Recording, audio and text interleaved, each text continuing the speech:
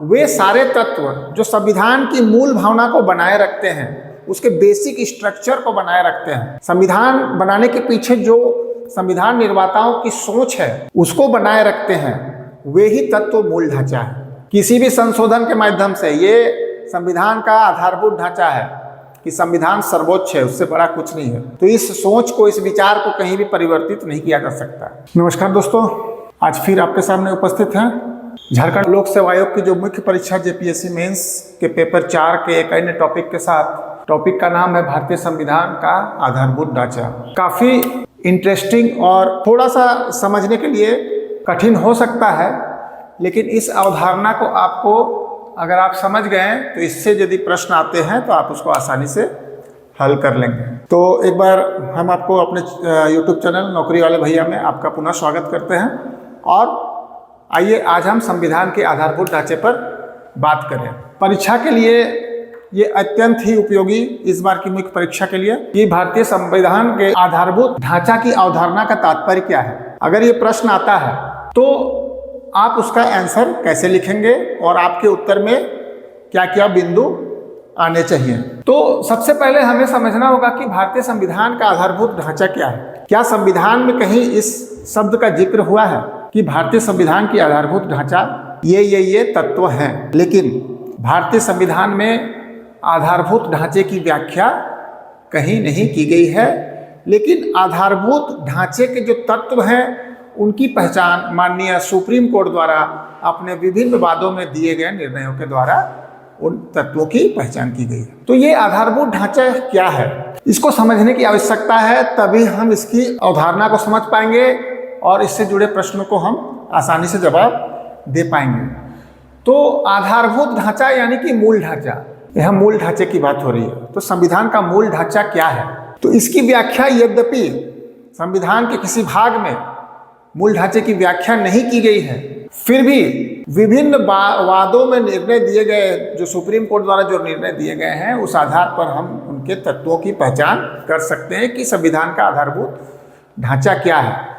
वास्तव में संविधान का निर्माण जिन उद्देश्यों के लिए किया गया था, जिन लक्ष्यों को ध्यान में रखते हुए संविधान का निर्माण किया गया था, वही वास्तव में भारत के संविधान का मूल ढांचा है। और उसमें से मौलिक अधिकार भी एक तत्व मूल ढांचे के अंदर ही आता है। अर्थात मूल ढांचा संविधान का वो आधारभूत तत्व है जो भारतीय संविधान को अक्षुण्ण बनाए रखने के लिए आवश्यक है।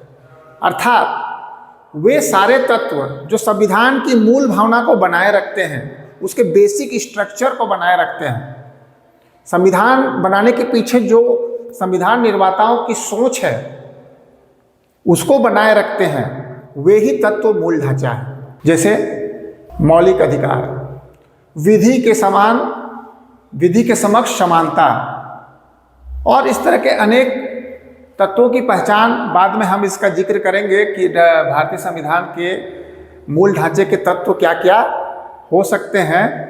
तो वास्तव में मूल ढांचे की व्याख्या संविधान में कहीं नहीं है, लेकिन अपने विभिन्न वादों में जब सर्वोच्च न्यायालय ने इस नवाचार को प्रस्तुत किया तो सर्वप्रथम 1973 में केशवानंद भारती का एक मामला आया था, जिसमें सुप्रीम कोर्ट द्वारा मूल ढांचे के सिद्धांत प्रस्तुत किया गया। उसके पहले के जो घटनाक्रम है उसको हम क्रमशः देखेंगे। मैंने इसको थोड़ा ब्रीफली अपने बोर्ड में लिखा है ताकि कोई पॉइंट छूट न जाए अपनी व्याख्या के दौरान। तो हम आइए एक एक केस पर बात करते हैं। मूल ढांचा, जहाँ तक मुझे लगता है कि आप समझ गए होंगे कि मूल ढांचा वैसे तत्व है जो संविधान के आधारभूत लक्षणों को, संविधान की सोच को, संविधान बनाने के पीछे जो उद्देश्य थे उसको बनाए रखते हैं, वो मूल ढांचा है। संविधान निर्माताओं का जो लक्ष्य था, जिस प्रकार का संविधान वो बनाना चाहते थे, जो जो चीज़ वो प्रदान करना चाहते थे देश के नागरिकों को, कहीं उनसे छेड़खानी न हो जाए, इसलिए ये मूलभूत ढांचा का, आधारभूत ढांचे का सिद्धांत माननीय सर्वोच्च न्यायालय द्वारा दिया गया। तो वे आधारभूत तत्व या सिद्धांत जो कि भारतीय संविधान को अक्षुण्ण बनाए रखने के लिए आवश्यक है, अर्थात मूल ढांचा एक ऐसा सिद्धांत है जिसको ध्यान में रखकर संविधान निर्माताओं ने संविधान का निर्माण किया था। तो सबसे पहले एक मामला आया शंकरी प्रसाद का मामला 1951 में। सर्वोच्च न्यायालय के सामने जब यह मामला आता है तो इसमें सर्वोच्च न्यायालय का यह निर्णय है कि संसद जो है मूल अधिकारों में संशोधन कर सकती है। लेकिन ये शंकरी प्रसाद का मामला आया क्यों? शंकरी प्रसाद का मामला इसलिए आया कि प्रथम संविधान संशोधन अधिनियम को इसमें चुनौती दी गई थी इस वाद में, और प्रथम संविधान संशोधन अधिनियम में क्या था कि प्रथम संविधान संशोधन अधिनियम में संपत्ति के अधिकार की कटौती कर दी गई थी। जैसा कि आपको ये पता होगा कि मूल संविधान में हमें 7 मौलिक अधिकार प्रदान किए गए थे, उसमें से एक संपत्ति का भी अधिकार था।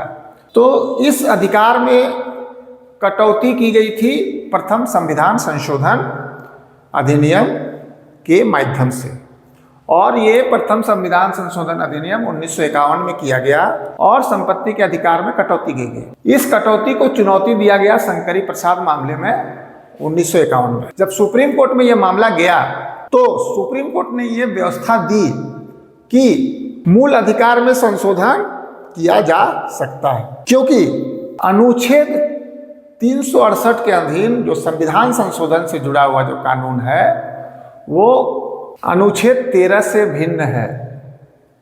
अनुच्छेद 13 और अनुच्छेद 368, इसको समझने की आवश्यकता है। इन दोनों अनुच्छेदों को आपको समझने की आवश्यकता है, तभी जाकर हम आगे इन विभिन्न मामलों पर चर्चा करते हुए आगे बढ़ेंगे कि भारतीय संविधान के अनुच्छेद 13 में क्या है। अनुच्छेद 13 में मूल अधिकारों से असंगत या उन्हें कम करने वाली विधियों को शून्य माना गया है। अर्थात वैसे कोई भी कानून जो मूल अधिकार में कटौती करते हैं वह मान्य नहीं होंगे। इसको समझिए। अनुच्छेद 13 भारतीय संविधान के अनुच्छेद 12 से लेकर अनुच्छेद 35 तक मूल अधिकार वर्णित है, और उसमें से जो अनुच्छेद 13 है, अनुच्छेद 13 यह कहता है वैसा कोई भी कानून जो मूल अधिकार में कटौती करता है या मूल अधिकार को कम करता है तो वो मान्य नहीं होगा। तो इसी आधार पर जब संपत्ति के अधिकार में कटौती कर दी गई तो ये शंकरी प्रसाद का मामला आया कि क्या संसद मूल अधिकारों में कटौती कर सकती है। तो सर्वोच्च न्यायालय ने जो निर्णय दिया कि हाँ कर सकती है, क्योंकि अनुच्छेद 368 जो है वो अनुच्छेद 13 के अधीन नहीं आता है। अनुच्छेद 368 जो है संवैधानिक संशोधन से जुड़ा हुआ कानून है, और वह अनुच्छेद 13 के अंदर जो सामान्य कानून है उसके अंतर्गत नहीं आता, इसलिए वह मूल अधिकार से जुड़ा हुआ नहीं है, इसलिए हम इसमें संशोधन कर सकते हैं। जब ये बाद में डिसीजन दे दिया कि सुप्रीम कोर्ट ने ये कहा कि हाँ मूल अधिकार में संशोधन किया जा सकता है क्योंकि 368 अनुच्छेद 13 के अधीन नहीं आता। फिर एक मामला आया, आप देख सकते हैं, गोलकनाथ मामला 1967। संविधान के मूल ढांचे की जब आप व्याख्या करेंगे तो ये जो वाद है, ये जो मामले हैं, इनकी चर्चा आपको अपने उत्तर में करनी होगी, तभी आपका उत्तर अच्छा होगा। और इसको जब आप विभिन्न मामलों के द्वारा इसे जब आप क्लैरिफाई करते जाएंगे तो आपका उत्तर बहुत ही सुंदर बन पड़ेगा और अच्छे से अच्छे मार्क्स इसमें आपको प्राप्त हो सकते हैं। इसलिए इन केसों को समझना जरूरी है। सबसे पहले आपको अनुच्छेद 13 और 368 समझना होगा, और उसके बाद विभिन्न केसों में क्या क्या निर्णय दिए गए इसको लेके हम लोग को आगे बढ़ना होगा। तो गोलकनाथ मामला जब 1967 में सर्वोच्च न्यायालय के सम्मुख आया तो सर्वोच्च न्यायालय ने अपने पूर्व के निर्णय को बदल दिया।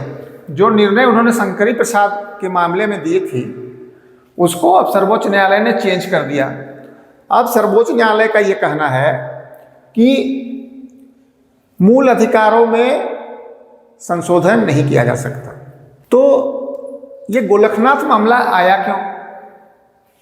गोलकनाथ मामला आने के पीछे कारण था कि इसमें 17वें संविधान संशोधन अधिनियम 1964 को चुनौती दी गई। जैसे शंकरी प्रसाद के मामले में प्रथम संविधान संशोधन अधिनियम को चुनौती दी गई थी, वैसे ही गोलकनाथ के मामले में 17वें संविधान संशोधन अधिनियम 1964 को चुनौती दी गई। और इस 17वें संविधान संशोधन अधिनियम में क्या था? इसमें यह था कि 9वीं अनुसूची में राज्य द्वारा की जाने वाली कार्यवाहियों को जोड़ दिया गया। जैसा कि आपको पता है कि 9वीं अनुसूची में जो भी विषय या कानून डाल दिए जाते हैं उनको न्यायालय में चुनौती नहीं दी जा सकती। तो कुछ ऐसे प्रावधानों को 9वीं अनुसूची में डाल दिया गया जिसको 17वें संविधान संशोधन अधिनियम 1964 में इस अधिनियम को ही चुनौती दे डाली गई गोलकनाथ मामले में।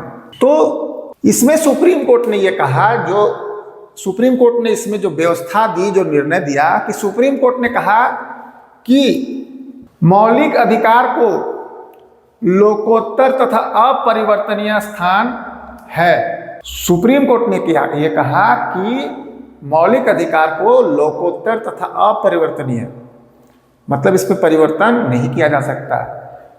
और अनुच्छेद 368 भी अनुच्छेद 13 के अंतर्गत आता है। देखिए बार बार ये दो अनुच्छेदों की व्याख्या हो रही है। तो अब गोलकनाथ निर्णय में सुप्रीम कोर्ट कहता है कि अनुच्छेद 368 भी अनुच्छेद 13 के अधीन आता है, इसीलिए आप अनुच्छेद 368 के द्वारा आप मौलिक अधिकारों को संशोधित नहीं कर सकते, कम नहीं कर सकते। अब हम लोग आगे बढ़ते हैं कि गोलकनाथ मामला में तो सुप्रीम कोर्ट ने कह दिया कि मौलिक अधिकार लोकोत्तर हैं, अपरिवर्तनीय है। तो ये जो व्यवस्था सुप्रीम कोर्ट ने दी, इसकी प्रतिक्रिया में संसद ने 24वां संविधान संशोधन अधिनियम लेके आया 1971 में, और संसद ने यह व्यवस्था कर दी कि अनुच्छेद 13 और अनुच्छेद 368 में संसद संशोधन कर सकती है, और अनुच्छेद 368 13 के अंतर्गत नहीं आता। देखिए कैसे संसद बार बार जो है इन नियमों में परिवर्तन कर रही है। संसद ने गोलकनाथ मामले में सुप्रीम कोर्ट द्वारा लिए गए निर्णय को खारिज करने के लिए या उसके विरोध में, उसकी प्रतिक्रिया में 24वां संविधान संशोधन अधिनियम 1971 में ले आया और कहा कि अनुच्छेद 13 और 368 में संशोधन कर सकती है, 368 13 के अधीन नहीं आता। अब आगे बढ़ते हैं। अब 24वां संविधान संशोधन आ गया और ये गोलकनाथ मामले में सुप्रीम कोर्ट द्वारा दिए गए निर्णय की प्रतिक्रिया में आया। फिर एक वाद आता है जो बहुत ही इंपॉर्टेंट है, और ये पूरा मूल ढांचे का यहीं से शुरुआत होता है, केशवानंद भारती मामला 1973। तो ये केशवानंद भारती का मामला क्या था? इसमें सर्वोच्च न्यायालय ने क्या किया कि गोलकनाथ मामले में जो सर्वोच्च न्यायालय ने अपना निर्णय दिया था, उस निर्णय को ओवर रूल कर दिया। ठीक है, उस निर्णय को ओवर रूल कर दिया और जो 24वां संविधान संशोधन संसद द्वारा किया गया, इसकी वैधता को बहाल रखा। ठीक है, पहले देखिए शंकरी प्रसाद पे आइए, वहां सर्वोच्च न्यायालय कहता है कि मूल अधिकारों में कटौती नहीं हो सकती। फिर गोलकनाथ मामले में नहीं कर सकती है, शंकरी प्रसाद में कर सकती है, गोलकनाथ मामले में नहीं कर सकती। तो जब नहीं कर सकती तब संसद ने इसकी प्रतिक्रिया में 24वां संविधान संशोधन लाया और कहा कि हाँ कर सकती है। फिर केशवानंद भारती मामले में उसने अपने ही निर्णय को ओवर रूल करते हुए जो संसद ने 24वां संविधान संशोधन अधिनियम लाया उसको बहाल रखा। लेकिन 24वें संविधान संशोधन को बहाल रखते हुए सर्वोच्च न्यायालय ने एक सिद्धांत दिया, और वो था संविधान की मूल संरचना या संविधान का मूल ढांचा, कि हाँ आप जो है संशोधन कीजिए, मौलिक अधिकार में संशोधन आप कर सकते हैं, लेकिन इसमें क्या नहीं होना चाहिए, संविधान का जो मूल ढांचा है, संविधान की जो मूल संरचना है, संविधान को निर्माण करने के पीछे जो सोच है वो सोच प्रभावित नहीं होनी चाहिए, वो ढांचा प्रभावित नहीं होना चाहिए। तो जब ये निर्णय सुप्रीम कोर्ट ने दे दिया, अब इसकी प्रतिक्रिया में संसद ने फिर 42वां संविधान संशोधन अधिनियम लेके आए, और इस संविधान संशोधन अधिनियम में यह व्याख्या की, यह व्यवस्था कर दी गई कि 368 में संशोधन हो सकता है। तो जब संविधान की मूल संरचना का ढांचा, मूल संरचना का सिद्धांत केशवानंद भारती मामले में 1973 में सर्वोच्च न्यायालय ने दिया, तो इसकी प्रतिक्रिया में फिर संसद ने 42वां संविधान संशोधन लेके आए और क्या कहा कि 368 को संशोधित किया जा सकता है, क्योंकि संसद की जो विधायी शक्तियां हैं, जो कानून बनाने की शक्तियां हैं, वो असीमित हैं।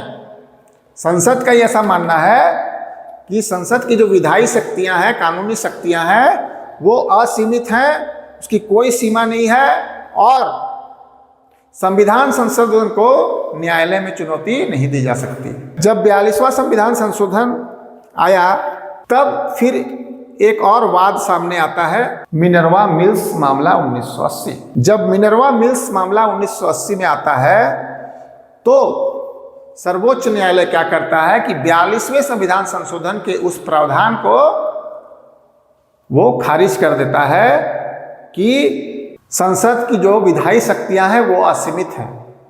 इस प्रावधान को सुप्रीम कोर्ट खारिज कर देता है, खत्म कर देता है। क्यों? क्योंकि ऐसा करने से अगर संसद की विधायी शक्तियां असीमित हो सकती हैं, अगर हो तो उसमें न्यायिक समीक्षा का कोई स्थान नहीं रहता। अर्थात इसमें न्यायालय का रोल कम हो जाता है कि न्यायालय न्यायिक समीक्षा ही नहीं कर सकती। अगर संसद को कोई भी कानून बनाने का असीमित अधिकार हो तो न्यायालय की जो है न्यायिक समीक्षा की शक्ति पर नकारात्मक प्रभाव पड़ता है। इसलिए सुप्रीम कोर्ट ने 42वें संविधान संशोधन अधिनियम को खारिज, उस प्रावधान को खारिज कर दिया जिसमें संसद को असीमित विधायी शक्तियों वाला बताया गया था। तो मिनर्वा मिल्स मामले 1980 में 42वें संविधान संशोधन के प्रावधान को खत्म कर दिया गया और इसलिए कि उसमें न्यायिक समीक्षा का कोई स्थान नहीं रखा गया था। और अंत में हम आएंगे एक और मामले की थोड़ी सी चर्चा कर ले, वामन राव मामला जो 1981 में आया। वामन राव मामले में सुप्रीम कोर्ट ने मूल संरचना के सिद्धांत को लागू कर दिया गया। वामन राव मामले में सुप्रीम कोर्ट ने मूल संरचना के सिद्धांत को लागू कर दिया गया और यह व्यवस्था दी कि जब केशवानंद भारती के मामले पर जब निर्णय आया, वो दिन था 24 अप्रैल 1973। तो केशवानंद भारती के मामले में जो निर्णय का दिन था 24 अप्रैल 1973, तो वामन राव जो मामला था 1981 में, इसमें सर्वोच्च न्यायालय ने स्पष्ट कर दिया कि मूल संरचना का सिद्धांत लागू होगा और 24 अप्रैल 1973 के बाद जितने भी अधिनियम संविधान संशोधन हुए हैं उन सब पर ये मूल संरचना का सिद्धांत या आधारभूत ढांचे का सिद्धांत लागू होगा। तो एक बार फिर हम थोड़ा सा इसको रिपीट करते हैं कि आखिर आधारभूत ढांचा क्या है, इस पर हमने चर्चा किया है। वो मूलभूत सिद्धांत है जो संविधान को अक्षुण्ण बनाए रखते हैं। संविधान को बनाने के पीछे जो सिद्धांत थे, जिन उद्देश्यों को लेकर संविधान निर्माताओं ने संविधान की रचना की, वे मूल ढांचे के तत्व हैं और उन मूल ढांचों में कोई बदलाव नहीं किया जा सकता। तो विभिन्न वादों के माध्यम से हमने देखा कि कैसे कैसे अंत में केशवानंद भारती के मामले में सुप्रीम कोर्ट ने ये मूल ढांचे की अवधारणा को दी और संविधान की मूल भावना से छेड़खानी न करते हुए उसमें संशोधन किया जा सकता है। ये निर्णय अंततः अब तक मान्य है। तो प्रश्न ये आ सकता है कि मूल संरचना भारतीय संविधान के आधारभूत ढांचे का क्या तात्पर्य है? क्या आधारभूत ढांचे से किसी प्रकार का छेड़छाड़ संभव है या क्या आधारभूत ढांचे में कोई बदलाव किया जा सकता है या आधारभूत ढांचे की संकल्पना का वर्णन करें? तो आपको उसके लिए आधारभूत ढांचे की अवधारणा को सबसे पहले समझना होगा कि आधारभूत ढांचा क्या है। आपको अपने उत्तर में पहले आधारभूत ढांचे की व्याख्या करनी होगी और उसके बाद कैसे पहला मामला आया शंकरी प्रसाद के मामले में कि क्या मौलिक अधिकारों को कम किया जा सकता है, कटौती की जा सकती है या संशोधन किया जा सकता है। तो पहला मामला आया था शंकरी प्रसाद के मामले में और इसमें प्रथम संविधान संशोधन जिसमें कि संपत्ति के अधिकार में कटौती की गई थी, इसको चुनौती दी गई थी। और फिर आगे गोलकनाथ मामले में अपने निर्णय को सुप्रीम कोर्ट ने बदला। फिर केशवानंद भारती मामले में 1973 में मूल ढांचे का सिद्धांत दिया। फिर 42वें संशोधन की बात करेंगे और फिर अंततः मिनर्वा मिल्स में कैसे 42वें संशोधन के उस प्रावधान को रद्द करते हुए आधारभूत ढांचे के सिद्धांत को ही सही ठहराया जाता है। और वामन राव मामले में ये कह दिया गया कि 24 अप्रैल 1973 के बाद जो भी संविधान संशोधन अधिनियमित हुए हैं सब पर ये निर्णय लागू होगा। लेकिन अभी भी ये प्रश्न उठता है कि आधारभूत ढांचे के तत्व हैं क्या? चूंकि संविधान में आधारभूत ढांचा या मूल ढांचे के तत्वों की व्याख्या नहीं की गई है, लेकिन समय समय पर जो सुप्रीम कोर्ट के विभिन्न वादों के द्वारा जो निर्णय दिए गए हैं उनके आधार पर हम कुछ तत्वों की पहचान कर सकते हैं जो आधारभूत ढांचे के तत्व हैं। जैसे हमने तो अभी मौलिक अधिकार की बात की, तो मौलिक अधिकार भी एक आधारभूत ढांचा का तत्व माना जाता है। उसके बाद संविधान की सर्वोच्चता, मतलब संविधान की सर्वोच्चता से कोई छेड़खानी नहीं की जा सकती किसी भी संशोधन के माध्यम से। ये संविधान का आधारभूत ढांचा है कि संविधान सर्वोच्च है, उससे बड़ा कुछ नहीं है। तो इस सोच को, इस विचार को कहीं भी परिवर्तित नहीं किया जा सकता। संविधान की सर्वोच्चता को कम नहीं किया जा सकता, ये उसका आधारभूत ढांचा है। उसके बाद भारतीय राजनीति की सार्वभौम, लोकतांत्रिक और गणराज्यात्मक प्रवृत्ति, ये संविधान का मूल ढांचा है। संविधान का धर्मनिरपेक्ष चरित्र, संविधान का जो धर्मनिरपेक्ष चरित्र है उसको कभी नहीं बदला जा सकता, वो आधारभूत ढांचा का तत्व है। उसके बाद हम आते हैं विधायिका, कार्यपालिका और न्यायपालिका बीच शक्ति का विभाजन। तो ये भी भारतीय संविधान का एक मूल संरचना का तत्व है कि कैसे शक्तियों का बंटवारा सरकार के तीनों अंगों के बीच किया गया है। उसके बाद संविधान का संघीय स्वरूप, राष्ट्र की एकता एवं अखंडता, कल्याणकारी राज्य, न्यायिक समीक्षा, व्यक्तिगत स्वतंत्रता एवं गरिमा, संसदीय प्रणाली, कानून का शासन, मौलिक अधिकारों तथा नीति निर्देशक सिद्धांतों के बीच सौहार्द और संतुलन, समत्व का सिद्धांत, स्वतंत्र एवं निष्पक्ष चुनाव, न्यायपालिका की स्वतंत्रता, संविधान संशोधन की संसद की सीमित शक्ति, न्याय तक प्रभावकारी पहुंच, तर्क संगतता का सिद्धांत, अनुच्छेद 32, अनुच्छेद 136, 141 तथा 142 के अंतर्गत सर्वोच्च न्यायालय को प्राप्त शक्तियां और केशवानंद भारती बनाम केरल सरकार 1973, ये सब जो है ये 1973 में आखिर उस आधारभूत ढांचे का सिद्धांत सर्वोच्च न्यायालय द्वारा दे ही दिया गया अंततः। तो उम्मीद है कि आप इस सत्र में जो मैंने बताने का प्रयास किया आपने उसको अच्छी तरह से समझा होगा। आप इसके लिए जो है टाटा मैग्रो-हिल की जो बुक है उसको आप फॉलो कर सकते हैं। एम लक्ष्मीकांत की जो पुस्तक है आप उसको आधार बनाइए, काफ़ी अच्छी पुस्तक है और उम्मीद है कि आपने इस टॉपिक को समझा होगा और मेरा प्रयास सफल हुआ होगा। और ऐसा हो भी सकता है कि शायद मैं आपको समझाने में कहीं चूक हुई है, तो हमें भी पता होना चाहिए कि अगर हम आपको किसी चीज़ को क्लैरिफाई नहीं कर पा रहे हैं तो काइंडली कमेंट के द्वारा हमें ज़रूर सूचित करिएगा।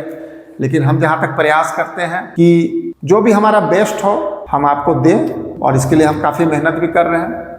आपसे अनुरोध है कि पूरे वीडियो को देखिए और एक बार इसको लाइक, शेयर और सब्सक्राइब कर दीजिए अगर आप नए हैं, ताकि हम मेहनत करने के लिए और ज़्यादा उतारू हो सके, मेहनत करने की प्रेरणा हमें मिल सके। तो हम फिर मिलेंगे अपने अगले टॉपिक के साथ। आज के लिए इतना ही, धन्यवाद।